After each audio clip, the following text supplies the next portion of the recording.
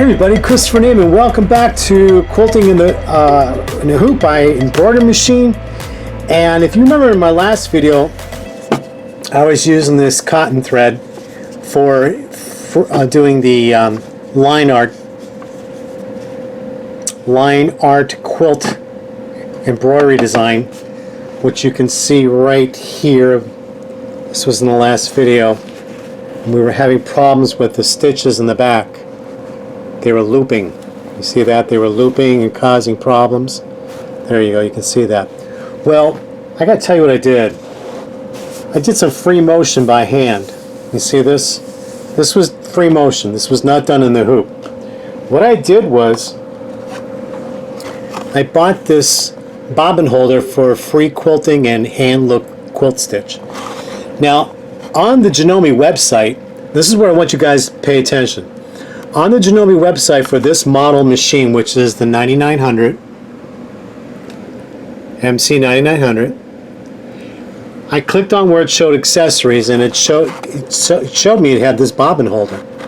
So I clicked that on, it took me to the page, and it listed all the machines that this bobbin case will work for. And the 9900, this 9900 was one of them.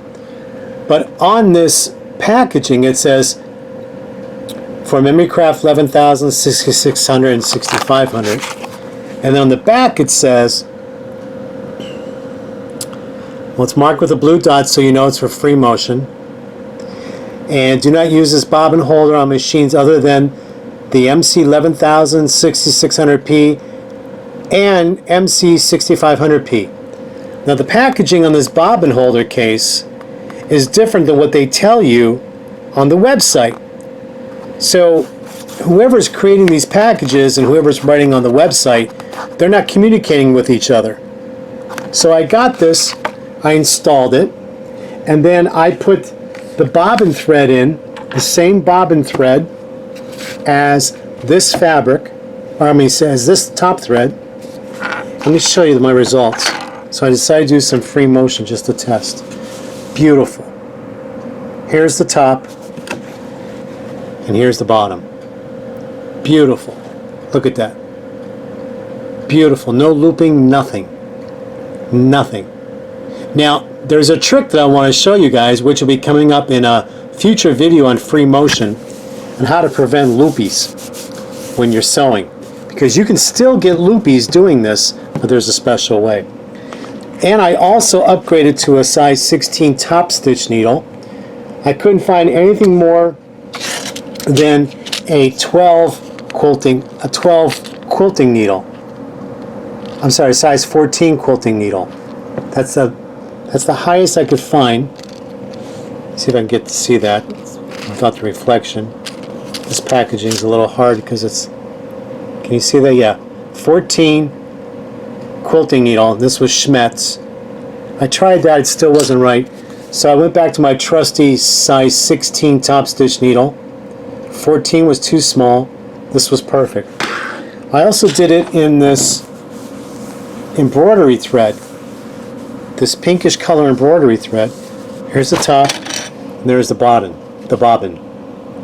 Beautiful, right? And that was done in the hoop. So it's perfect. You can see how short the stitches are. And that worked just so perfect for this machine. Now here's something else I wanted to try.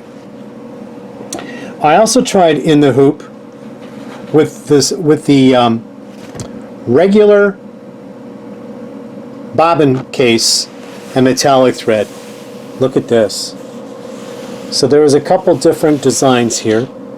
This here, I set it for a double stitch, so it would stitch around once and then twice, and it just floated on top with the Janome clamps in the hoop.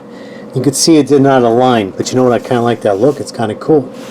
So then I redigitized it, and I did it in a bean stitch, and I hooped the fabric like you normally would, and I got a beautiful, beautiful stitch around, almost like a hand quilt stitch, almost. That's beautiful. Here's the back. See? And here's the back of the one where it wasn't matching, but I still think it was pretty cool. I was telling people on the group, the Janome MC9900 group, that I think I'm going to get some more black fabric, make it large enough for a couch quilt, and stitch out this circular design on it. And this is going to be my pattern for the whole quilt. I think it's just so nice. And the shine on it, oh, it's just so delicious. It's just so ritzy with that shine. My gosh. So, I also decided, well, the thing with this bobbin case, it's calibrated to be looser than the other two bobbin cases that come with the machine. You've got the regular bobbin case for a regular construction thread, and you've got the embroidery bobbin case for embroidery thread. See, here's the regular, and then that one does not have a dot on it, so that indicates that's the regular. And then the yellow dot, which is right here, this indicates it's for the embroidery thread, which is that really fine thread you use on the bottom when you're doing regular embroidery with rayon threads or metallic threads. So you can see the metallic thread I used in the regular bobbin case. So I thought, well, let's try something. What if I use the fancy bobbin stitch thread? This is called Candlelight by YLI. It's a much thicker yarn. It's not thick like a yarn where you do knitting with. This is a yarn for the sewing machine. So I wound it on this bobbin case, and then I inserted it through the tension slots. So when I inserted it through the tension slots, what I got, here's the top, and I used matching red thread on top. You can see I used red thread on top. And the thread I use is my trusty Dual Duty. You can get this anywhere. I got this, I think I got this at Walmart. And look how beautiful. But the bottom, let me show you what happens on the bottom.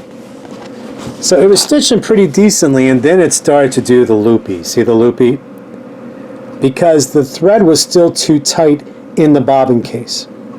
So what I'm going to do later is I'm going to order another bobbin case, and I'm going to loosen the screw myself to make it looser, so this yarn thread will flow through easier. And I'm going to take a little nail polish, like a different color nail polish, and just nail polish on it so I know that would be the one that I mess with.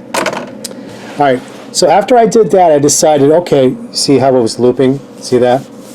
That's because the thread was in the bobbin case, and the bobbin case was too tight. So then I said, what if I drop it in, and I bypass all the tension?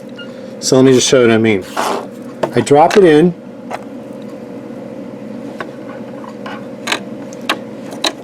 but I don't pull it through these tension slots. I just leave it like that, and then bring it up to the top, and sew without the tension. Okay? So what I got with that, I tried it again, and I ran out half the way. Because when you're doing these bobbin work designs, you don't get much thread because it's thicker. So again, the top was beautiful. Here I pulled it up. Always pull that bobbin to the top when you start. I gotta trim that. But here's the bottom. I'll show you the bottom. So the bottom had some squigglies because of uneven tension. But all in all, it wasn't bad. So when I order another bobbin case and I loosen that bobbin case a little bit more and use that bobbin, that second alternative, well actually this is the third bobbin case, so my fourth bobbin case will be one that I'll mess with the screw, because I don't want to mess with this one. This one's set up nice, as you saw, for this type of free motion stitching. Beautiful. Just beautiful.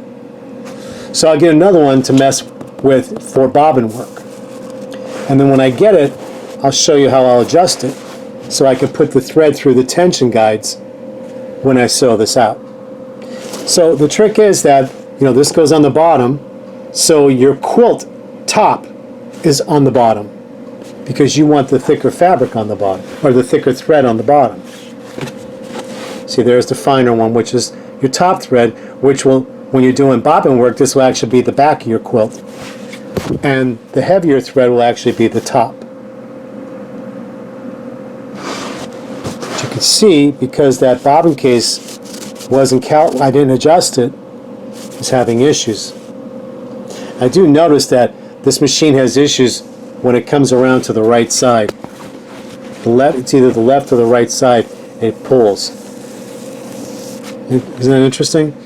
But I wanted to conclude this part 2 was showing you the results of how beautiful this came out. And then I decided for this to use the rayon thread for the quilt in the hoop, and it came out beautiful on both sides. And then for this was free motion, and this came out absolutely beautiful. This was that thicker thread. Now, what did you come up with? What was your solutions when you watched part 1? Did anything help you that I told you? Any of the advice and the solutions that I provided, did any of it help you? And now that you see what I've done, did you have the same success implementing some of the things that I suggested? That's what it's all about, is troubleshooting. Because it's never the machine, it's the operator with the right setup and the right accessories. Every time you change a thread, you're changing the tension on your bobbin case. So you've got to have the appropriate bobbin case for the appropriate thread. Same with the top thread. With the exception of my being upset about how Janome doesn't have proofreaders to proof the packaging on this compared to the information on the website. So what you want to do, guys, is if you want to know any information, look up your machine on the Janome website, go to where it says optional accessories, click on it, on the page where your sewing machine is listed, because you're going to have a separate page. You know, when you find the sewing machines, you find your model, click on that model, and then it'll come up with a page of its own. And then click where it says optional accessories. It'll tell you what optional accessories are available for your model machine. Click on that optional accessory, then it'll take you to another page of that optional accessory, and it will list all the model sewing machines that accessory will work for, like this. So I know they can't fit all the model numbers on this cardboard, but they should have a letter like bobbin holder for accessories for models that take like C7 accessories, you know, something like that. And that would really help out much better, because this is very misleading. And somebody who's walking into a quilt shop or a sewing shop or shopping online, and it says, and they see this, there's going to be a sale miss because they don't know this is going to work for their 9900, unless they go to the website and read the optional accessories. So you have to do a lot of investigating on your own. You have to do a lot of testing, like I'm showing you, and these are the successes.